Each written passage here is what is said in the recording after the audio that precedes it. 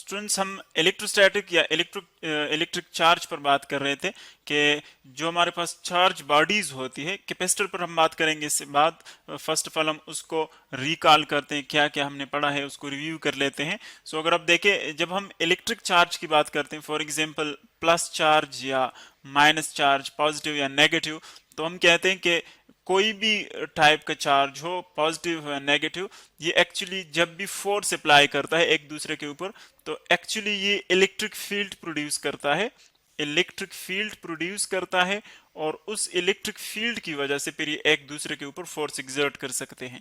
यानी हम ये कहते हैं कि डायरेक्टली जो चार्जेस है वो एक दूसरे के साथ इंटरेक्ट नहीं करते, बल्कि एक्चुअली फील्ड की वजह से इंटरेक्शन करते हैं, और इसीलिए जो फोर्स होता है उसको हम क्या कहते हैं, फील्ड फोर्स। अब जो हमारे पास पॉजिटिव या नेगेटिव चार्जेस है, नेक्स्ट एक हमारे पास एक ऐसा डिवाइस आता है कि हम इन चार्जेस को किस तरह एक जगह पर स्टोर कर सकते हैं, किस तरह इनको कंबाइंड फॉर्म में रख सकते हैं वहां पर। यानी जब हम स्टोर करते हैं इन चार्जेस को, तो जो डिवाइस हमारे पास यूज होता है उसको हम क्या कहते हैं, उसको हम कहते हैं कैपेसिटर। या कैपेसिटर का दूसरा नाम हमारे पास वो है कंडेंसर। यानी अगर आपके पास आ जाए कैपेसिटर या कंडेंसर, जिस चीज के ऊपर भी क्वेश्चन आता है तो इसका मतलब एक ही होगा। कंडेंसर आ जाए तो इसका मतलब होगा कैपेसिटर, या कैपेसिटर आ जाए तो इसका मतलब होगा कंडेंसर। तो किस तरह हम इलेक्ट्रिक चार्ज को स्टोर कर सकते हैं? फर्स्ट ऑफ ऑल, जो कैपेसिटर का सिंपलेस्ट स्ट्रक्चर है, अगर हम इसकी कंस्ट्रक्शन पर बात करें या इसकी स्ट्रक्चर पर बात करें, सो किस तरह होता है कि एक्चुअली दो कंडक्टर्स होते हैं हमारे पास, टू कंडक्टर्स, दो कंडक्टर्स लेते हैं। अब आप देखिए, कंडक्टर्स एक्चुअली हमारे पास वो मटेरियल्स हैं जिसमें फ्री इलेक्ट्रॉन्स अवेलेबल होते हैं, या उनमें हम इलेक्ट्रिकल करंट को या हीट को, इस तरह की क्वांटिटीज को कंडक्ट कर सकते हैं, एक जगह से दूसरी जगह ट्रांसफर कर सकते हैं। सो ऐसे मटेरियल्स क्या करते हैं, इनमें हमारे पास होते हैं फ्री चार्जेस, और एक्चुअली ये फ्री चार्जेस होते हैं फ्री इलेक्ट्रॉन्स की वजह से। यानी फ्री इलेक्ट्रॉन्स इनमें अवेलेबल होते हैं, और वो फ्री इलेक्ट्रॉन्स क्या करते हैं, इनमें रैंडम मोशन करते हैं। लेकिन जब हम इन फ्री इलेक्ट्रॉन्स को एक खास डायरेक्शन में कर देते हैं, खास डायरेक्शन में इनको मूव करते हैं, फिर इनको हम कहते हैं इलेक्ट्रिक करंट। तो अब इन दो जो हमारे पास दो कंडक्टर्स हैं, कैपेसिटर हम किस तरह बनाएंगे और हम इलेक्ट्रिक चार्ज को किस तरह वहां पर स्टोर कर सकते हैं। देखिए, जो दो कंडक्टर हम यूज करेंगे वो किसी भी शेप के हो सकते हैं। फॉर एग्जांपल, मैं इस तरह का एक शेप बनाता हूं। लेट्स सपोज ये है एक शेप हमारे पास, एक शेप ये है। कोई भी शेप आप ले सकते हैं, जरूरी नहीं कि आपके पास एक रेगुलर या इरेगुलर शेप हो। ये फॉर एग्जांपल मेरे पास है एक कंडक्टर और एक ये है कंडक्टर। दो कंडक्टर्स को आप कंसिडर कर ले, मैंने किसी भी शेप के कंडक्टर्स ले लिए। तो अब हम जानते हैं कि इनमें जो किसी भी आप न्यूट्रल बॉडी को देखें तो उसमें नंबर ऑफ प्रोटॉन्स और नंबर ऑफ इलेक्ट्रॉन्स वो क्या होते हैं, इक्वल्स होते हैं। ये हम लिख सकते हैं, नंबर ऑफ प्रोटॉन्स किसी भी किसी भी मटेरियल में, न्यूट्रल बॉडी में, वो इक्वल होते हैं नंबर ऑफ इलेक्ट्रॉन्स। अब जब नंबर ऑफ इलेक्ट्रॉन्स और प्रोटॉन इक्वल होते हैं तो इसका मतलब यह है कि इस बॉडी के ऊपर नेट चार्ज क्या होगा, वो जीरो होगा।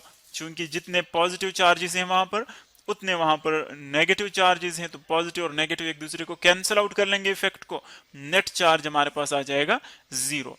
अब हम इसको चार्ज किस तरह कर सकते हैं? यानी हम चाहते हैं कि एक कंडक्टर के ऊपर पॉजिटिव चार्ज आ जाए, दूसरे के ऊपर नेगेटिव चार्ज आ जाए। तो हम क्या करेंगे, इन दो कंडक्टर्स को हम कनेक्ट कर लेते हैं बैटरी के साथ। ये फॉर एग्जांपल हमारे पास है, लेट्स सपोज बैटरी का पॉजिटिव टर्मिनल है। देखिए, बैटरी में हमारे पास दो टर्मिनल्स होते हैं, दो साइड्स होते हैं, एक हम पॉजिटिव और एक हम नेगेटिव लेते हैं। जो पॉजिटिव वन है वहां पर पोटेंशियल हाइयर होता है, पॉजिटिव टर्मिनल पर, ये पॉजिटिव टर्मिनल यहाँ पर पोटेंशियल हाइयर होता है, और जो नेगेटिव टर्मिनल है बैटरी का, वहां पर पोटेंशियल, इलेक्ट्रिक पोटेंशियल लोअर होता है।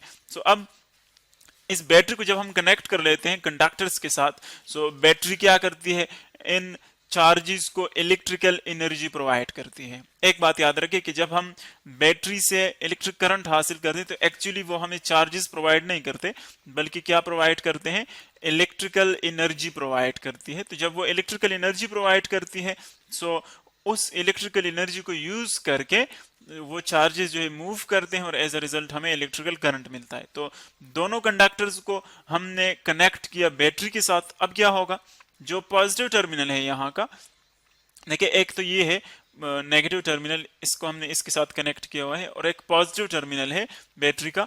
अब जो नेगेटिव टर्मिनल है हम जानते हैं कि यहाँ से देखें इलेक्ट्रॉन्स मूव कर सकते हैं, इलेक्ट्रॉन इनमें फ्री अवेलेबल है इन कंडक्टर्स में। सो ये इलेक्ट्रॉन्स क्या करते हैं, नेगेटिव का मतलब है हम यहाँ पर इलेक्ट्रॉन्स को शो कर रहे हैं, ये इलेक्ट्रॉन्स मूव करते हैं, यूं इलेक्ट्रॉन्स मूव करते हैं, इस कंडक्टर के ऊपर आ जाते हैं। यानी इसको अगर यहाँ पर हम ब्लैक कलर से शो करें, ये इलेक्ट्रॉन्स इस कंडक्टर के ऊपर आ जाते हैं, यानी बैटरी वहां पर इलेक्ट्रिकल एनर्जी यूज करती है और इलेक्ट्रॉन्स को एक कंडक्टर के ऊपर, इस प्लेट के ऊपर जो है वो जमा कर लेते। फॉर एग्जांपल ये इलेक्ट्रॉन्स जो है यहाँ पर आ गए, यहाँ पर रिजाइड करते हैं। अब जो पॉजिटिव टर्मिनल है ये वाला, जो बैटरी के पॉजिटिव टर्मिनल के साथ कनेक्टेड है, जो कैपेसिटर प्लेट, वो क्या करता है, वो एक्चुअली इलेक्ट्रॉन्स को यहाँ से, देखिए चूंकि पॉजिटिव टर्मिनल का मतलब ये नहीं कि यहाँ से पॉजिटिव चार्जेस जाते हैं यहाँ पर। एक्चुअली कंडक्टर्स के अंदर हम कहते हैं कि जो हमारे पास फ्री चार्जेस अवेलेबल होते हैं वो एक्चुअली इलेक्ट्रॉन्स हैं।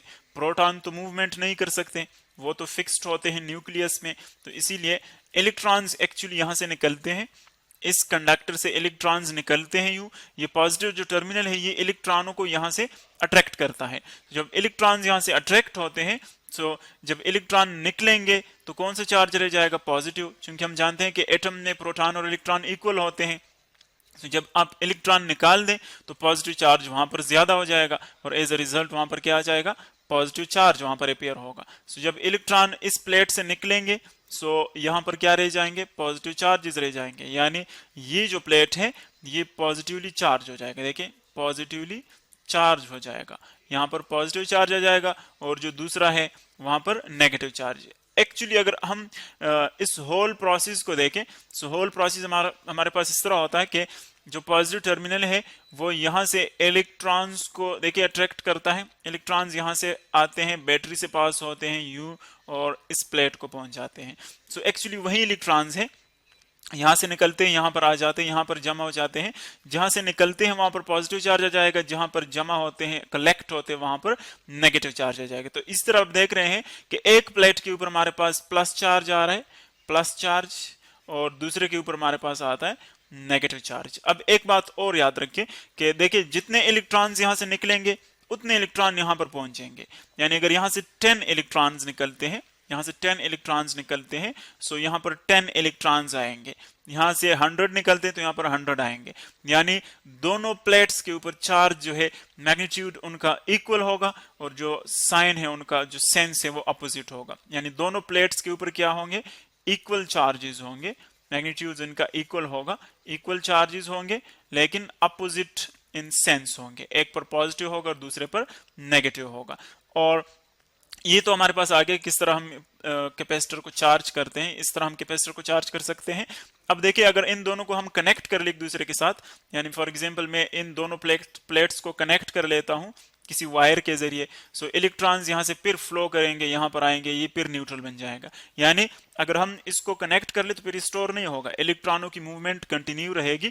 तो इसीलिए स्टोर करने के लिए हम क्या करेंगे, इन दोनों के दरमियान स्पेस होना चाहिए, या स्पेस हो या कोई इंसुलेटर मटेरियल हो, वो हम बाद में पढ़ेंगे कौन कौन से इंसुलेटिंग मटेरियल्स हैं।